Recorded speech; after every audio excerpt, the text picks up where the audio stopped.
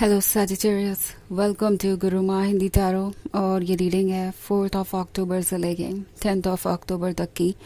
तो चलिए देखते हैं आपके लिए क्या मैसेजेस है इस वीक में और आप क्या एक्सपेक्ट कर सकते हैं अपनी लव लाइफ में। Messages for Sagittarius.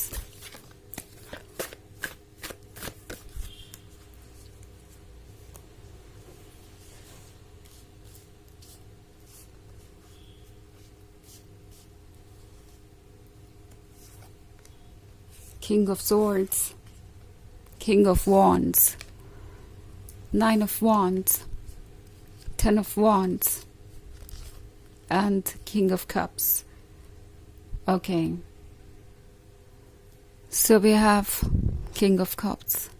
लगता है कि आप जिससे डील कर रहे हैं ये पर्सन जो भी करता है पूरे दिल से करता है, इसलिए हमारे पास इतने सारे किंग्स हैं। अभी एक ही किंग बचा है यहाँ पे, वो है किंग ऑफ पेंटिकल्स। सो हो सकता है कि वो बाद में इस रीडिंग में ज्वाइन कर ले। वैसे अगर इस पर्सन का करंट बिहेवियर देखें तो लगता है जैसे ये पर्सन बहुत कंफ्यूज्ड है। ओके, ये किंग ऑफ कप्स बने हुए हैं, यानी इनके इमोशंस इनके लिए बहुत ज़्यादा इम्पोर्टेंट हो गए हैं। ये इस रिलेशनशिप को बहुत डीपली महसूस कर रहे हैं, आपके प्यार को बहुत डीपली महसूस कर रहे हैं। At the same time king of wands का भी कार्ड है, तो इस पर्सन को लगता है कि वो बहुत डिज़ायरेबल है, वो बहुत अट्रैक्टिव है, बहुत स्पेशल है। एंड ऐसा इसलिए है क्योंकि आप उन्हें ऐसा फील करवा रहे हैं और इसमें कुछ भी गलत नहीं है। ऑफ कोर्स दो लवर्स को एक दूसरे को ऐसा फील ही करवाना चाहिए, बट आई थिंक ये वो पर्सन है जो चीज़ों को थोड़ा सा टेकन फॉर ग्रांटेड ले रहा है, क्योंकि किंग ऑफ कप्स के साथ ये प्रोबेबली किसी कमिटमेंट में हो सकते हैं या मैरिड भी हो सकते हैं। सिर्फ कुछ लोगों के लिए इस तरह की सिचुएशन हो सकती है, बट किंग ऑफ कप्स कभी कभी एक बहुत ही ज़्यादा ट्रेडिशनल फैमिली ओरिएंटेड पर्सन को दर्शाता है। सो प्रोबेबली ये एक ऐसे फैमिली में है इस वक्त जो इनके रिलेशनशिप को अप्रूव नहीं कर रही है। इनका रिलेशनशिप इन्हें इसी वजह से प्रॉब्लम में नज़र आ रहा है और आपका पर्सन ये समझ नहीं पा रहा कि वो इसे कैसे हैंडल करेंगे। ये पर्सन अभी भी अपने पुराने वैल्यूज़ और पुराने आइडियाज़ को ही फॉलो कर रहा है। ऑल्सो इसी वजह से शायद ये पर्सन किंग ऑफ सॉर्ड्स भी बना हुआ है। ओके, मे बी ये ज़्यादा कुछ कह नहीं रहे और ज़िद पे अड़े हुए हैं, बिकॉज उन्हें लगता है कि उनका ज़िद पे अड़े रहना ही इस प्रॉब्लम का सलूशन है।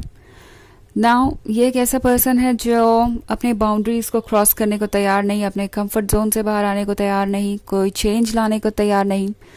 और दूसरी तरफ उन्हें आपका प्यार भी चाहिए, वो आपसे बहुत डीपली कनेक्टेड है। और किंग ऑफ वॉन्ड्स के साथ ये पर्सन ये भी सोच रहा है जैसे कि वो इस रिलेशनशिप में एक गिफ्ट है, उन्हें कुछ ऐसा मिल गया है जो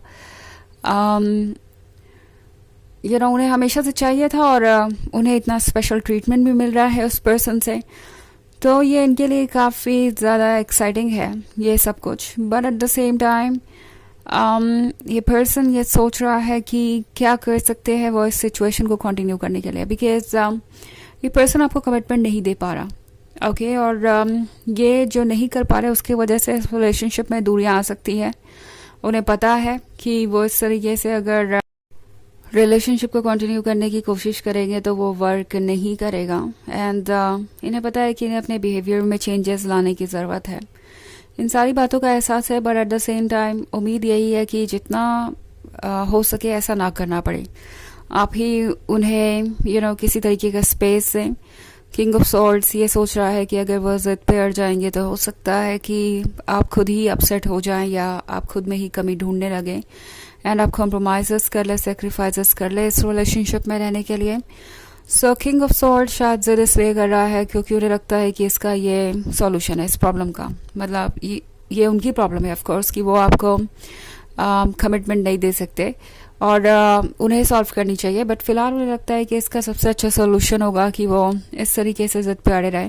इससे आप थोड़े बेचैन हो जाएंगे और इस रिलेशनशिप को कंटिन्यू करने के लिए उन्हें चेज़ करेंगे। आप अपनी तरफ से कॉम्प्रोमाइज़ देंगे या कॉम्प्रोमाइज़ करेंगे, सेक्रीफाइसेस देंगे, या फिर आप कोशिश करेंगे कि जिस भी सिचुएशन में वो आपको रख रहे हैं उसी सिचुएशन में ये रिलेशनशिप कंटिन्यू हो। सो इस पर्सन के लिए आप अभी एक ऑप्शन की तरह हैं। ओके, ये पर्सन ये सोच रहा है कि इस तरीके का ऑप्शन उनके पास है कि वो आपको इग्नोर करे और आप उन्हें इंटरटेन करें। आप इस रिलेशनशिप में रहना चाहे वो जो भी कर रहे हो। 9 ऑफ वॉन्ड्स के साथ टैरो आपसे कह रहा है कि ये पर्सन खुद को डिफेंड करने वाला है।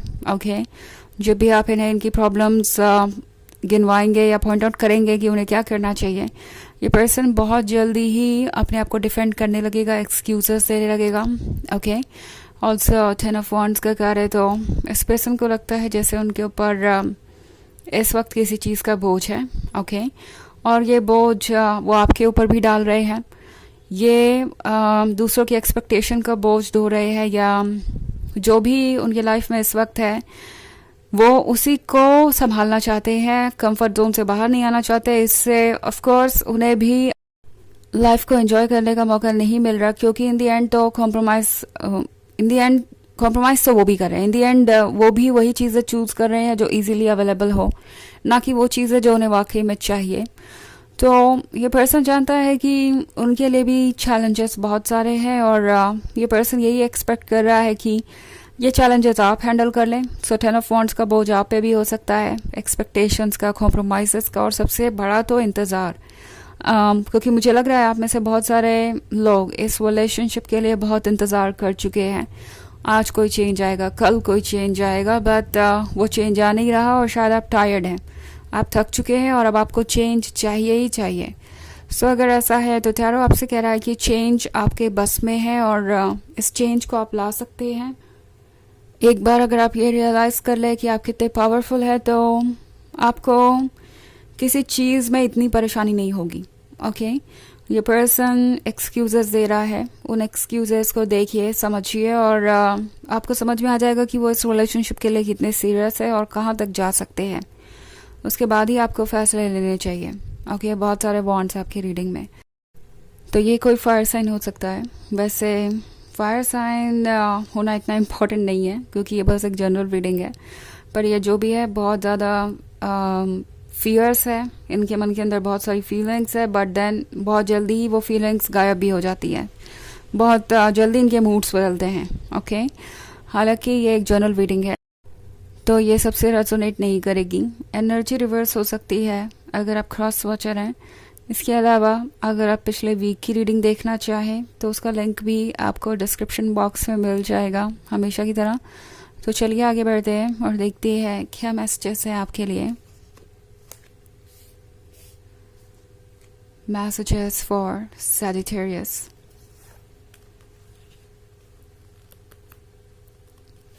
Eight of Swords, Eight of Wands, Queen of Swords, and Six of Wands. Okay. So हमारे पास है Two of Swords, and ये सोचने का वक्त है। ऑल्सो 6 ऑफ वॉन्ड्स के साथ आप चाहे जो भी चूज़ करें, यूनिवर्स आपके साथ है। एंड वैसे टैरो आपसे कह रहा है कि शायद ये कोई चेंज का वक्त है। 8 ऑफ वॉन्ड्स के साथ मैं कोई नई एनर्जी देख रही हूँ जो कि आपका इंतज़ार कर रही है। सो प्रोबेबली कोई नया पर्सन आपकी लाइफ में आ सकता है जो आप में काफ़ी इंटरेस्ट लेगा। हालांकि खुद को फोर्स करने की ज़रूरत नहीं है किसी भी चीज़ के लिए, मैं बस एक चेंज को यहाँ देख रही हूँ। एंड क्वीन ऑफ स्वॉर्ड्स के साथ टैरो आपसे कह रहा है कि आप अपनी जगह सही हैं, तो अपने पॉइंट ऑफ व्यू पे स्टिक कीजिए, चाहे लोगों की ओपिनियन कुछ भी हो। क्योंकि 8 ऑफ स्वॉर्ड्स के साथ कुछ लोग आपको ब्लेम कर सकते हैं अपने लिए ट्रुथ को चूज़ करने के लिए, तो आपको अपने बारे में अशेम्ड फील करने की ज़रूरत नहीं है। वही कीजिए जो आपका मन कह रहा है, लोगों की बातों को पूरी तरीके से इग्नोर कीजिए। चलिए देखते हैं आपके लिए ऑरेकल मैसेज क्या है।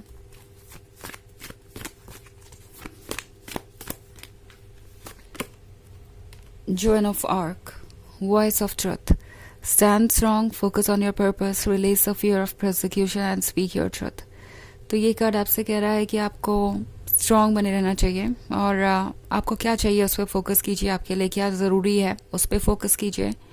किसी के जजमेंट का डर अपने मन से निकाल दीजिए और जो आपको सही लगता है बस वही कहिए। ओके, तो यह है रीडिंग इस वीक की। आई होप आपको अच्छी लगी होगी। Thanks for watching. Till next video. Bye.